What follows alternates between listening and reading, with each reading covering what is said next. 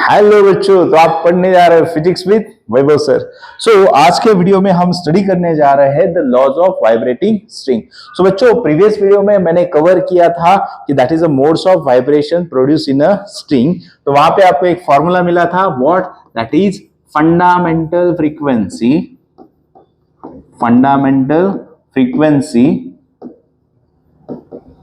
Of vibrations fundamental frequency of vibrations produced in string under attention। बता सकते हो बच्चों क्या था फॉर्मूला? याद करो, that is frequency is equal to 1/2 of L root of T by mu. So ये था fundamental frequency of vibration produce in string. So बच्चों, L indicates the length of string, T indicates the tension in the string, mu indicates the linear mass density, और आपको मालूम है linear mass density मतलब mass per unit length। सो अभी इसी equation से बच्चों 3 लॉज है। सो सबसे पहला जो लॉ है that is law of length. So simple है, आप देख रहे हो बच्चों इस केस में कि बाबा फ्रीक्वेंसी और लेंथ में क्या रिलेशन है। The frequency of mode of vibration in a string is inversely proportional to length. Can I write? F is inversely proportional to L। लेकिन मोस्ट इंपॉर्टेंट कि बाबा जब मैं फ्रीक्वेंसी और लेंथ के बीच रिलेशन राइट कर रहा हूं उस वक्त T एंड म्यू आर क्या होना चाहिए? Constant. That is T and mu are constant. So बाकी दो पैरामीटर कांस्टेंट हो गए तो रिलेशन क्या मिल रहा है? Frequency is inversely proportional to length. So बच्चों, न्यूमेरिकल सॉल्व करने यहां से इक्वेशन आप क्या राइट कर सकते हो? That is F1 L1 is equal to F2 L2। Equation तो मिल गया, ठीक है। ये इक्वेशन आपको न्यूमेरिकल सॉल्व करने में काम आ जाएगा। ओके, सो फर्स्ट लॉ समझ में आया? बोलो, the frequency of vibrations produced in a string under a tension is inversely proportional to length of string where the tension and linear mass density are constant। Second law क्या है? Law of tension. तो बच्चों आपने equation से देख रहे हो, बोलो इक्वेशन से क्या नजर आ रहा है?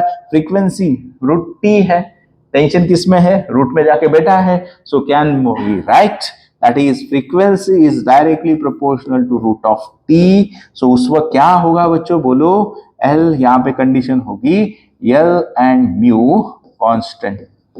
सो बोलो आप स्टेटमेंट में क्या राइट करोगे? The frequency produce in a string is directly proportional to square root of tension in the string। So again numerical solve करने के लिए आपको एक इक्वेशन काम आएगा। क्या होगा बच्चों? That is F1 upon root of T1 is equal to F2 upon root of T2। So equation ध्यान में रखना है to solve the numerical। Okay, that is F upon root 2 का रेशियो क्या होगा? कांस्टेंट होगा इनडायरेक्टली, ठीक है। सो बोलो, the frequency of vibrations produced in a string under a tension is directly proportional to square root of tension where this length of string and linear mass density of string are constant. Last law क्या कहेगा? बोलो again, what is the relation? देखो जरा बाबा, frequency और mu में क्या relation है? They are inversely proportional, लेकिन म्यू कहां पे है? स्क्वायर रूट में। सो बोलो लॉ क्या होगा? That is frequency is inversely proportional to square root of linear mass density। इस केस में कौन कांस्टेंट होगा? Length of string and the tension in the string are constant।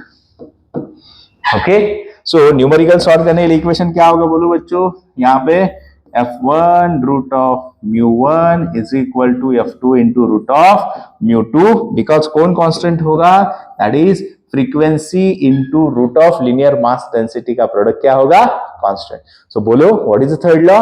The frequency of vibration produce in a string under a tension is inversely proportional to square root of linear mass density where the length of string and the tension in the string are constant. Okay, तो यहां पे और एक काम आता है बच्चों, जो थर्ड में एक्स्ट्रा एडिशनल इक्वेशन दे रहा हूं वो सीटी जेई नीट में बहुत काम का है, वहां पे क्वेश्चन आए हैं। सो क्या है वो देखते हैं। आपको मालूम है बच्चों, यहाँ पे लीनियर मास डेंसिटी क्या है? मास पर यूनिट लेंथ। तो आपको मालूम है डेंसिटी क्या होता है बच्चों? Mass upon volume. तो अगर इस इक्वेशन में मैं सब्स्टिट्यूट करूंगा mass is equal to density into volume. अभी स्ट्रिंग है, स्ट्रिंग का वॉल्यूम क्या होगा बोलो सब लोग, that is density into pi are square L. So volume क्या हुआ, पाई स्क्वायर एल। आर क्या रिप्रेजेंट कर रहा है, that is the radius of the string. Is it clear? So यही मैं क्या करूंगा, ध्यान दे दो सब लोग, तो आपको इक्वेशन समझ में आएगा कि ये जो बेसिक इक्वेशन है, यहां पे मैं म्यू की जगह क्या सब्स्टिट्यूट करूंगा बच्चों, ध्यान दे दो। मैं फिर से यही इक्वेशन राइट करता हूं तो आपके ध्यान में आ जाएगा, that is frequency is equal to 1/2 root of T by mu. So अब यहाँ पे m है, लेकिन यहाँ पे मैं सब्स्टिट्यूट करता हूं। सो यहां से मुझे बताओ म्यू क्या मिलेगा बच्चों, मास पर यूनिट लेंथ है, तो मास की जगह मैं सब्स्टिट्यूट कर रहा हूं rho into pi are square L. So rho into pi are square L upon L, L get cancel. So can I substitute बाबा म्यू की जगह rho into pi are square. समझ में आया बच्चों क्या किया, ठीक है। सो यहाँ पे मैं सब्स्टिट्यूट करता हूं, तो बोलो फ्रीक्वेंसी का इक्वेशन क्या होगा, frequency is equal to 1/2 root of T into rho pi are square. तो जैसे आपने लॉ ऑफ लेंथ देखा, जैसे लॉ ऑफ टेंशन देखा, law of linear mass density देखा, सो यहां से आप देख रहे हो मोस्ट इंपॉर्टेंट कंक्लूजन। अगर मैं बात करूं बच्चों frequency, can I write frequency is inversely proportional to root of density of the string, that is mass density.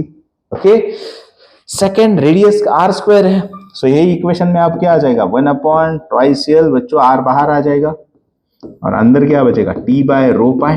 सो अगर मैं रेडियस के टर्म में बात करूं तो बोलो frequency is inversely proportional to R. So can I write frequency is inversely proportional to R. So बच्चों ये भी इक्वेशंस ध्यान में रखना है आप लोगों को, this one is also important equation two solve the numericals. So like this बच्चों we have studied the different what, that is laws of vibrating string, understood? So यहाँ पे हमने कवर किया ये एडिशनल इक्वेशन। बच्चों मैं फिर से रिवाइज कर रहा हूँ, ये एडिशनल इक्वेशन आपको अच्छे से ध्यान में रखना है। ओके, सो चलो पढ़ते रहो।